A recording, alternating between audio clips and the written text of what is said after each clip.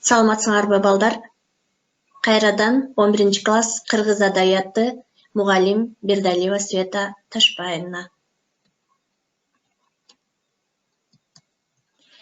Бүгүнкү сабактын темасы балдар Чыңгыз Айтматовдун Делбирим повести боюнча өтмөкчүбүз. Бүгүнкү сабагыбыздын максаты Делбирим повести менен тааныша алышат, армандуу махабат үй бүлөнүн бири-бирине түшүнө албастыгын талдай билишет, турмушта ак караны ажырата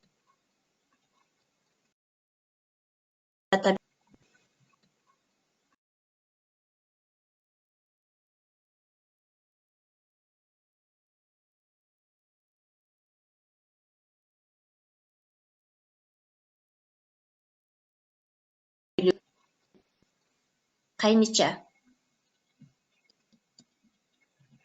Чыңгыз Айтматовдун Делбирим повести 4 адамдын ар биринин сүйүүдөгү өз-өзүнчө жолун көрсөтөт. Бири-бирине чырмалышкан махабат сезимдеринде эч кимисинин күнөөсү да, арамдыгы да жок. Баары өз сүйүүлөрү үчүн күрөшкөн. Делбирим повестинин жазылыш тарыхы Джерс букасы жана долоондогу махабат. Бул жерде Чыңгыз Айтматов айыл чарба институтун бүтөөрү менен Кыргыз мал чарбачылыгы илими изилдөө институтунда караштуу асыл тукум зоотуна зоотехник катары жиберилет. Ошол чарбада 100дөн ашуун асыл тукум уй боло турган. Ар бир саан уйдан сүт өндүрүү боюнча Кыргыз СССРине алдыңкы орунду бербей келген. Ага канааттанбай, дымактуу жаш зоотехник Чыңгыз 1-2 эксперимент жасамак болот. Англиянын түштүгүндөгү Джерс аттуу аралдагы сары күрөң темгилдери бар сүтүнүн майлуулугу башкача уйлардан 2%дан дагы көбүрөөк болгон карамалдарды алып келип, биздин бийик тоодогу топоздор менен аргындаштырып, малдын сүттүү жаңы породасын алуу ниетин көздөйт. Чоңдоруна айтса туура көрөт. Анан Джерс букасын алганы Ленинградка, андан Гатчинага өтөт. Ал жактан Джерс букасын мал салууга ылайыкташкан вагонго чыгарып, 10 күн жол жүрүп, Жамбылга, андан Таластагы институттун фермасына алып келишет. Эми ага жуба издеп, кеминде 10-15 топоз керек деп Тянь Шанды көздөй жөнөшөт. Ошол жолдо долоон ашуусунун белинде түнөмөк болуп, жолоочулардын чакан үйүнө токтошот. Андан аркы баян мындай уланат. Чоң бөлмөнүн ичине бир нече керебет коюлган болот. Алардын көбү бош болот. Бир бурчта гана 2 айдоочу бутунан тура албай ыргалып, мас болуп отурганын көрөт. Менин жатаар жайым алардын жанында эле деп баяндайт. Булардын бирөө жанагы чиркегичтүү жүк машинанын шоопуру болот. Мени көздөрүнө илбей өз ара бакылдашып жатышты. Кааласам, каалабасам да ал экөөнүн сөзүн угууга аргасыз элем. Ошол ашуунун кылда чокусунда мени жактырган жалжалым жашайт деп сөз кылат. Бирок ал мени карап да койбойт, деп бирөө экинчисине өзүнүн дартын божурап, башынан өткөн сүйүү окуясын айтып берет. Ал өзүнүн сүйгөнүн такыр унута албаганын, ар дайым ашууну ашканда, ошол Делбирим көрөрүн, махабатты кантип башталып, кантип алоолонуп отурганын бир баштан айтып берет. Анын башынан өткөн ошол лаззаттуу да, азаптуу да, армандуу да окуялар мага ушунчалык катуу таасир этти деп биздин жазуучубуз эскерет. Ооба, мен анда бийик тоолор тарапка жол алган жолоочу гана элем. Аяка баш эле бир милдет менен аттангам башка. Бирок ошол кан жолдо кызыл жоолук жалжалымды таап, ага негиз берген бир тагдыр менен кезиккем. 2 аты бар бир эле чыгарма повесть элге 2 аты менен тараган. Биринчиси Кызыл жоолук жалжалым, экинчиси Делбирим деген ат менен таанылган. Чыгарма кыргыз жана орус тилинде жазылган сыяктанат. Адегенде кыргыз тилинде жазыла баштаган болушу мүмкүн.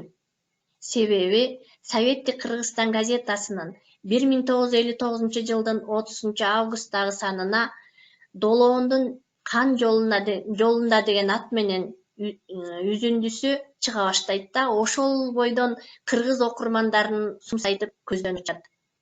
Орусчасы Дружба народов журналынын 1961-жылдын февраль айындагы санынын 121-174 беттерине Тополек мой красной косынке деген ат менен басылат. Ушул эле жылы башка повесттери менен бирге китебине көптөгөн чыгармалар авторго 1963-жылы 21-апрелде Лениндик сыйлыкка алып берүүгө салым кошкон. Кыргыздарды 22 жыл күттүргөн Кызыл жоолук жалжал кыргызча үзүндүсү 1959-жылы чыга баштаган Долоондогу махабат баянынын толук чыгышы узаргандан узарып кеткен. 1981-жылы гана арадан 22 жыл өтүп жазуучунун шекерлик иниси Ашым Жакыпбековдун котормосунда Делбирим деген ат менен ала тоолуктардын эне тилинде жарыяланган. Армандуу махабат баяны көрсөтүлгөн.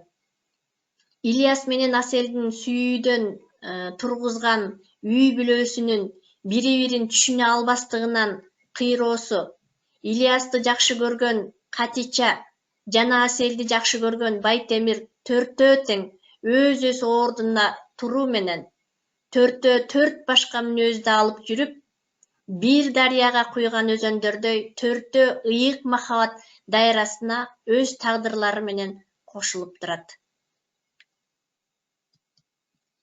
Делбирим киночуларды өзүнө тарткан чыгарма. Повесть басма сөздө жарыяланары менен кинорежиссер Сахаров басып чыгылып Кыргыз фильм киностудиясында Ашу фильмин тарткан. Асел, Данияр, Садык, Райхан, Андрей, Байтемир деген каармандар катышат. Райхандын ролун аткарган Бакен Кыдыкеева менен Садыктын ролун аткарган Асанбек Умуралиевден башка актерлор кийин белгисиз бойдон калат. Экинчи жолу адабий чыгармага Мосфильм киностудиясынын сугу түшүп, режиссер Ирина Поплавская «Я Тяньшань» деген фильм тартат. Токтогул КЭСине жүк ташып, чиркегичин кырсыкка кабылткан жаш шофердун армандуу махабаты 1973-жылы 19 мартта көрсөтүлгөн. Прокаттан чоң каражат түшүрүп, экинчи сүрөтчү Динара Чочунбаева Аселдин, ал эми Сүймөнкул Чокморов Байтемирдин ролун аткарат.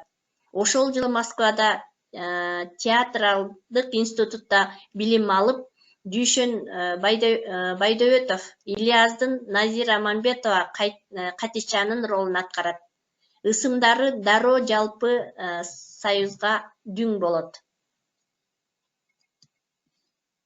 Чыңгыз Айтматовдун Кызыл жоолук жалжалым повести Долоон деген ырдын жазылышына да шык берген.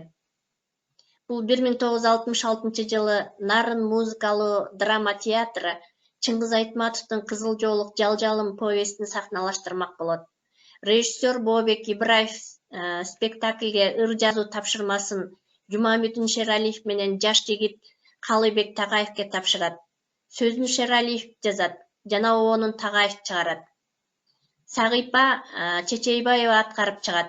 Кезегинде бул ыр эң кеңири таралган чыгармалардын катарына кирет. Делбирим повести.